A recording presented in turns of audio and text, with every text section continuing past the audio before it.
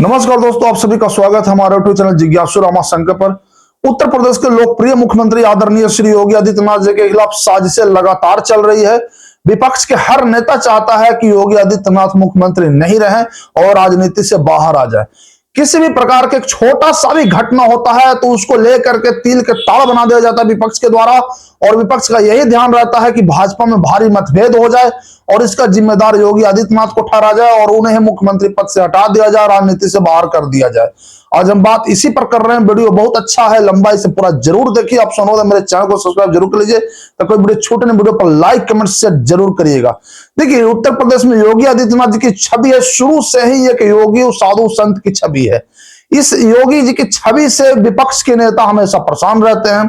उनको ऐसा लगता है कि वोटों का ध्रुवीकरण हो जाता है, योगी आदित्यनाथ को पूरा फायदा मिलता है और हमें कुछ मिलता नहीं हिंदू वोटों में से। तो वे चाह रहे हैं कि योगी आदित्यनाथ को बदनाम कर दिया जाए, जिससे राजनीति से उनको बाहर ही कर दिया जाए। अभी ताजा घटनाक्रम उत्तर प्रदेश में हुआ विधायकों की बैठक का। टीएन पाठक के आवास पर कुछ ब्राह्मण विधायक बैठक कर रहे थे। अब ये बैठक से विपक्ष को इतना तकलीफ हो गया कि उन्होंने योगी आदित्यनाथ के खिलाफ साजिश करार दे दिया गया, जबकि यह बैठक महज एक शिष्टाचार बैठक था। ब्राह्मण विधायकों की बैठक से किसी को कोई आपत्ति नहीं था। महज एक बैठक आपसी मेल भाव जाकर के समझिए मेल जोल का बैठक था, भाईचारे का बैठक था। इस बैठक में कहीं भी योगी आदित्यनाथ के खिलाफ या भाजपा के खिलाफ या चाहे इस देश की राजनीति के खिलाफ कुछ नहीं बका गया। महज एक समझिए तो एक आम बैठक ही था।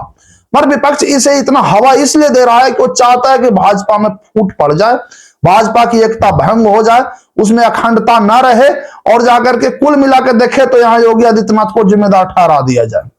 अब भाजपा में तो एकता और अखंडता भी बनी हुई है, पर विपक्ष को परेशानी इसी बात का है कि इसके करने के बाद भी योगी आदित्यनाथ का कद दिन प्रतिदिन बड़ा कैसे हो रहा है। अब योगी आदित्यनाथ का कद बड़ा सिर्फ इसलिए हो रहा है क्योंकि उन पर काम करने के जो तरीके हैं वो बिल्कुल जाकर के योग्य राजाओं की तरह, साधु संतों की तरह तरीके हैं। विपक्ष को तो परेशानी होगा ही, क्योंकि उसे जो चाहिए जाकर के अपने सिर्फ नाम और अपने काम। जनता के लिए तो ना उसे नाम चाहिए ना जनता के लिए काम चाहिए, जबकि योगी आदित्यनाथ जी में ऐसा नहीं है। उनको खुद के लिए ना नाम चाहिए ना काम चाहिए, केवल वे उत्तर प्रदेश की जनता के लिए काम कर रहे हैं। तो विपक्ष इसी से परेशान है और चाह रहा है कि 2027 के चुनाव से पहले भाजपा में भयानक वोटों का बिखराव हो जाए, वहां उसको लड़ा दिया जाए, आपस में ही ब्राह्मण ठाकुर के बीच में मतभेद करा दिया जाए, जिससे फायदा सीधे जाकर के समाजवादी पार्टी को हो जाएगा और भी विपक्षी दल कांग्रेस को हो जाएगा। मगर ऐसे करने से जाकर के सभी सफलता नहीं मिलेगा विपक्षी दलों को, क्योंकि उत्तर प्रदेश में जितने भी जाकर के भाजपा के विधायक हैं सब में आपसी एकता भी बनी हुई है। किसी भी प्रकार का वहां ब्राह्मणवाद और ठाकुरवाद का कोई जगह ही नहीं है। सब केवल और केवल भाजपा के विधायक हैं। वहां कोई जाति ऐसा चल ही नहीं रहा है। भले ही उत्तर प्रदेश भाजपा के अध्यक्ष ने चेतावनी भी जारी कर दिए हैं कि पार्टी में इस तरह से बैठकें जो होगा वो उसे जातीय रंग न दिया जाए और जातीय आधारित बैठक न हो। बल्कि ये बातें जो कहा गया बिल्कुल ठीक कहा गया है कि किसी भी पार्टी के संविधान के तहत कम से कम जातीय बैठक तो आयोजित नहीं होनी चाहिए। मगर यहां पर जो बैठक हुआ था वो कोई जातीय बैठक नहीं हुआ था, केवल बैठक आपसी भाईचारे जाकर के हुआ था, केवल मेल भाव का बैठक था। किसी प्रकार के इसमें षड्यंत्र नहीं रचा गया था। विपक्ष इसे जानबूझ करके तिल के ताड़ देना चाह रहा है ताकि केवल और केवल योगी आदित्यनाथ का नुकसान हो, जिम्मेदार उसे ठहरा दिया जाए।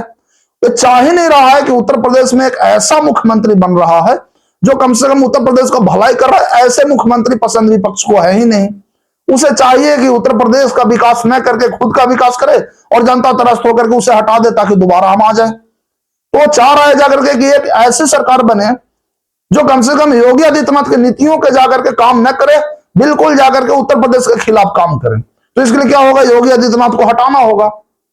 अब योगी आदित्यनाथ को हटाना तो इतना आसान नहीं है, क्योंकि 2022 में योगी आदित्यनाथ अपने दम पर सरकार बनाए हैं। 2022 में भाजपा अपने दम पर वहां जो पूर्ण बहुमत की सरकार बनाई हुई है, विपक्ष इससे डरा हुआ है। उसे 2027 का हार का डर अभी से दिखाई दे रहा है और षड्यंत्र पर षड्यंत्र योगी आदित्यनाथ के खिलाफ किए जा रहा है। वह चाह रहा है जाकर के कि 2029 का भी चुनाव अगर होगा लोकसभा में तो योगी आदित्यनाथ कहीं पीएम मटेरियल तो न बन जाए। अब इसे रोकने के लिए तो सब षड्यंत्र किया जा रहा है और षड्यंत्र ऐसा छोटा मोटा नहीं है, हर छोटी बड़ी घटना को एक बड़ा बना दिया जा रहा है। एक बैठक ही नहीं, अगर उत्तर प्रदेश में अगर कुछ भी छोटा घटना घटा तो उसका जिम्मेदार सीधे राज्य के मुख्यमंत्री को ठहरा दिया जा रहा है। अरे भाई, राज्य का मुख्यमंत्री का कमान होता है जाकर पूरे राज्य को संभालना। छोटे मोटे जिम्मेदारी संभालने के लिए और भी मंत्रीगण है वहां। प्रशासन है उसका काम होता है देखभाल करना। अब एक बैठक अगर किसी के घर में चल रहा है तो इस एक राज्य के मुख्यमंत्री को भी कोई तकलीफ नहीं होगा और न विपक्षी दलों को। मगर विपक्षी दल को तकलीफ केवल इसलिए हो रहा है क्योंकि जो बैठकें चल रही, कहीं इसको हम जाकर दूसरा रंग अगर दे दे तो भाजपा में एकता टूट जाएगी, और जो एकता टूट जाएगी तो इसका जिम्मेदार ठहरा दिया जाएगा उत्तर प्रदेश के अभी वर्तमान मुख्यमंत्री को। उसे हटा दो ताकि 27 का चुनाव जो है वो अपने हिसाब से मैं कर लूं फायदे में, इससे हमारा फायदा हो जाए। पर भाजपा इस साजिश को समझ रही है, उसे नाकाम घोषित कर दिया। खुद जाकर के उसमें शामिल ब्राह्मण विधायकों ने भी बोला है कि हमारे मीटिंग का कोई ध्येय ही नहीं था पार्टी के खिलाफ या चाहे उत्तर प्रदेश की राजनीति के खिलाफ या अपने माननीय मुख्यमंत्री के खिलाफ बोलने का। एक समान शिष्टाचार बैठक था, इसे बेवजह तिल के ताड़ किया गया है। इसमें किसी भी प्रकार के भाजपा और उसके नेताओं के खिलाफ कोई जाकर साजिश नहीं रचा गया। अब समाजवादी पार्टी को ऐसा लगता है जाकर कि अगर हम प्रोपेगेंडा फैला देंगे तो हमारा जनाधार बढ़ जाएगा, तो ये उसकी जाकर बहुत बड़ी भूल है। 2027 में उत्तर प्रदेश की जनता अब जान चुकी है कि हमें फिर से किसे मुख्यमंत्री बनाना है, किसे जनाधार देना है, और वो जनाधार कोई ऐसा वैसा नहीं देगा कि जो कम से कम अपने नाम पर जाकर के काम करे। नहीं, वो जनाधार ऐसे लोगों को देगा जो उत्तर प्रदेश के लिए काम करे, और वो केवल योगी आदित्यनाथ जी हैं। आप खुद समझिए कि योगी आदित्यनाथ की जो छवि है वो छवि आखिरकार खराब है क्या? एक साधु सन्यासी की छवि क्या कोई खराब होता है क्या? एक साधु सन्यासी राज्य का मुख्यमंत्री नहीं बन सकता? सबसे अच्छा होता वही, उसे कम से कम अपने परिवार की चिंता नहीं करना है ना भाई, वो पूरे राज्य का करेगा चिंता, देश का चिंता करेगा, तो एक अच्छा है। आप खुद समझिए, आपको क्या लगता है मुझे जरूर कमेंट सेक्शन में बताएं। वीडियो अच्छा लगा हो तो इसे लाइक कमेंट शेयर जरूर करें, चैनल को सब्सक्राइब करना ना भूलें। धन्यवाद।